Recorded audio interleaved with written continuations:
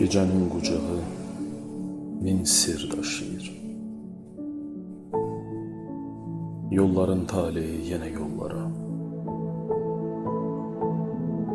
Ömür bir anlıqdır, sonun yaşayır.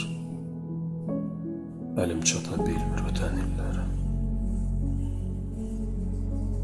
Sən getdin, şəhərlər boylandı yenə. Küçələr adımı pıçıldadı mı? Bəlkə min il əvvəl ayrıldıq sənlə. Bəlkə bu ayrılıq alın yazımdı. Bəlkə də min dəfə doğulduq səssiz. Bəlkə min ömrümüz kül olub yenə. Hər kəs bir yuxudu. Hər kəs bir dəniz.